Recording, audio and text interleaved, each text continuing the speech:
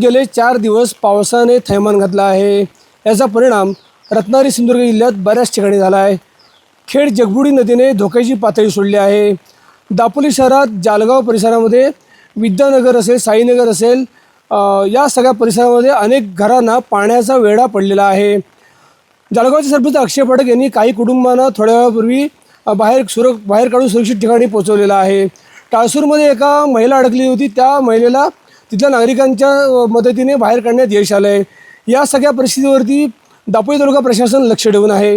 मात्र जालगावमध्ये ही परिस्थिती उद्भवलेली आहे. या सगळ्याबाबत आपल्याशी बोलण्यासाठी नागरिक इथले आहेत. जालगाव विद्यानगर असेल, लष्करवाडी परिसर असेल, या लष्करवाडीच्या मागचा जो एरिया आहे विद्यानगर, या परिसरातील नागरिक माझ्यासोबत, आपण याची बोलूया. पाणी भरलं आहे 2 वर्ष तुमच्याकडे, परत एकदा काय सांगाल? नमस्कार. आज या ठिकाणी दापोली तालुक्यातील जालगावमधील विद्यानगरमध्ये आपण या ठिकाणी उभे आहोत. गेल्या 2-3 दिवसापासून पावसानं हाहाकार माजवलेला आहे. अतिशय मुसळधार पाऊस गेल्या 2 दिवसापासून सुरू असल्या कारणानं हा जो विद्यानगरचा परिसर आहे, या विद्यानगरच्या परिसरामध्ये साधारण 30 ते 40 कुटुंब राहतात. तर हा संपूर्ण परिसर जलमय झालेला आहे. थोड्यासा खलाटी भागामध्ये येत असल्या कारणानं आणि नाल्यांची व्यवस्थित साफसफाई न झाल्यामुळं हे पाणी दरवर्षी भरतं आहे. यावर्षी तर प्रचंड म्हणजे लोकांना त्रास सहन करावा लागलेला आहे. हा तर म्हणजे पहिलाच पाऊस सुरू होत आहे आज, आणि या पहिल्याच पावसामध्ये एवढं पाणी भरलेलं आहे की लोकांच्या गाड्या 4 व्हीलर असतील, 2 व्हीलर असतील, यांचंसुद्धा नुकसान आता होण्याची शक्यता आम्हाला या ठिकाणी वाटत आहे. आणि लोकांनासुद्धा मनस्ताप झालेला आहे. खाली 1-2 ते 3 घरं अशी आहेत की त्या घरांमध्ये आता पाणी शिरण्याच्या परिस्थितीला आलेलं आहे आणि पाऊस तर काय थांबत नाही आहे. तर या निमित्तानं संपूर्ण विद्यानगर वासियांच्या वतीनं मी प्रशासनाला विनंती करतो की या परिसरातील लोकांना थोडंसं याच्यातून मुक्तता मिळावी, याच्यासाठी व्यवस्थित काहीतरी कायमची सोय व्हावी, किंवा नालेसफाई जी आहे ती व्यवस्थित दरवर्षी व्हावी, अशी या सर्व परिसरातील नागरिकांची इच्छा आहे. आणि या संपूर्ण परिस्थितीतून कायमस्वरूपी काहीतरी तोडगा निघावा अशी इच्छा आहे. धन्यवाद. या सगळ्याबाबत ग्रामपंचायत प्रशासन असेल किंवा तालुका प्रशासन असेल, यांनी कोणत्या उपाययोजना केल्या असं काय वाटतं तुम्हाला? काय मला तर आतापर्यंत योजना दिसलेल्याच नाहीत.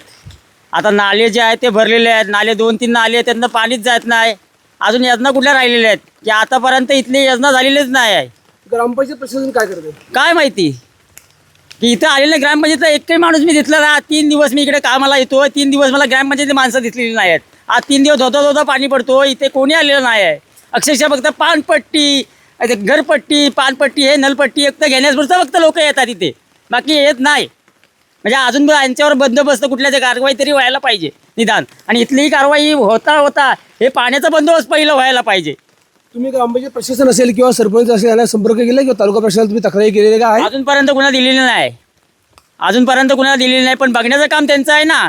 आज आपण ग्रामपंचायतमध्ये सदस्य ठेवतो किंवा काही लोक ठेवतो किंवा त्याच्यावरचा काहीतरी भाग ठेवतो सरपंच. हा आजपर्यंत इथे येऊन पाणी करायला पाहिजे ना कुठल्या जागेची, किंवा इथे लोक राहत आहेत का बुडत गेल्यावर त्या नदीतनं बुडत गेल्यावर लोकांकडं पाणी करायला येणार ते सांगा. सर काय सांगा ह्या सगळ्याबाबत? हा तुमचा दरवर्षीचा प्रॉब्लेम आहे. 2 वर्षांनी पुण्यात पाणी भरले, काय सांगा या सगळ्याबाबत?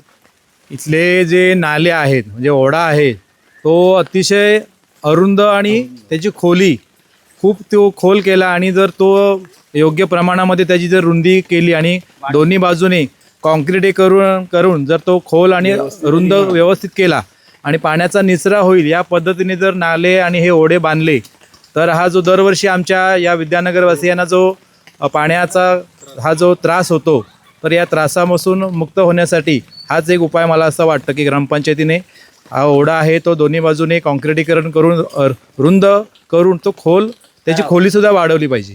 अजून काही नागरिक माझ्यासोबत आहेत, त्यांना पण विचारूया. एकंदर काय सांगाल, काय परिस्थिती आहे? पाणी भरते म्हणजे काय, आता हे प्लॉटिंग जे झालेले आहे ह्या नगरामध्ये, आता आमची इथं भात शेती आहे. आम्हाला भात शेतीला इतका त्रास आहे यासाठी यांनी कंपाऊंड वॉल केलेत. कंपाऊंड वॉल करताना प्रत्येकाने सुद्धा गटारे नाले अगोदर पूर्ण नियोजन करूनच घरं बांधायला पाहिजे होती. हे तसं त्यांनी केलेलं नाही. आज आमची भात शेती यात नुकसानी बुडी काय आम्ही एवढी मेहनत करायची आणि ती काय फुकटच आहे ना बा. कोण प्रशासन कशाला कोण बघायला येतो इथं? काय कुणाला पडलेली नाही.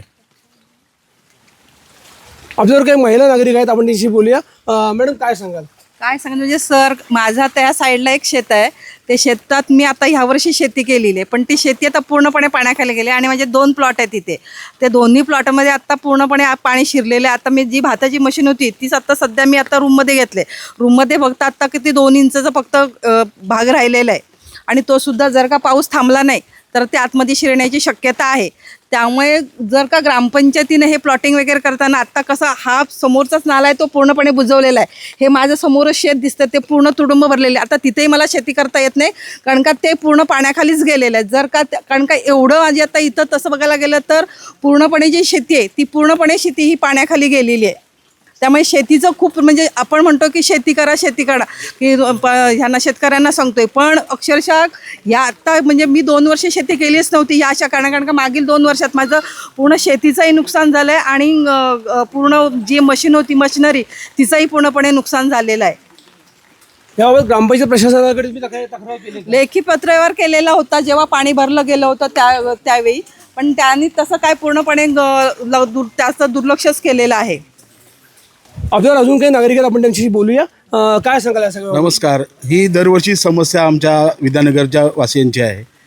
खरं म्हणजे हा जो कारंडे सरांनी सांगितलं आहे तशा पद्धतीने कॉन्क्रिटीकरण करून जर खोल अशी पातळी वाढवली ह्या नाळ्याची किंवा ह्या नदीची तर नक्कीच त्याच्यातून व्यवस्थित मार्ग निघू शकतो.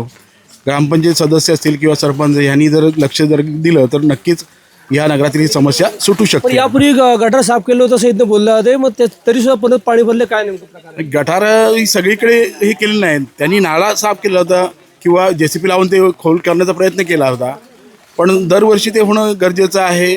कारण काय त्याचा जो प्रवाह आहे तो तसा कमी केला गेलेला, रुंदी त्याची जी होती ती कमी झालेली आहे. अरुंद झाल्यामुळे कसं झालेलं आहे ही समस्या अधिक जास्त होते आणि प्रत्येक प्लॉटिंगच्या समोर काही घरं बांधलेली आहेत परंतु काही गटार काढले नसल्यामुळे पाणी काय रस्त्यावर किंवा असे साचलं जाते, असं ते चित्र आता दिसतंय. तर आपण पाहू शकतो, महामार्ग आपण पाहू शकतोय बघा, लोक नागरिक आहेत ते पाण्यातून जात आहेत. अतिशय गंभीर अशी परिस्थिती आहे. इथल्या घरांना जो वेढा आहे तो पडलेला आहे आणि नागरिकांचं म्हणणं असं आहे की ग्रामपंचायत प्रशासन याकडे आम्ही वारंवार तक्रार करूनही हे जे पाणी निसरवण्याची ठिकाणं आहेत ती साफ केली जात नाही. इथला नाला जो आहे ते साफ केला जात नाही आणि त्यामुळे हा पाण्याचा फुगवटा आहे तो मारतो. लोकांना शेतीसुद्धा करण्याची अडचण इथे निर्माण झालेली आहे, अशी तक्रार येथील नागरिकांनी केलेली आहे. एकंदर पाऊस थांबण्याचं नाव घेत नाही आहे आणि अशातच दापोली शहरात, जालगाव, विद्यानगर परिसरात, साईनगर परिसरात ही परिस्थिती आहे ती ओढवलेली आहे. जालगाव ग्रामपंचायतचा मागचा भाग जो आहे त्या ठिकाणी काही ठिकाणी पाणी भरलेलं आहे. प्रसाद नारडे, महाराष्ट्र टाइम्स ऑनलाईन, रत्नागिरी.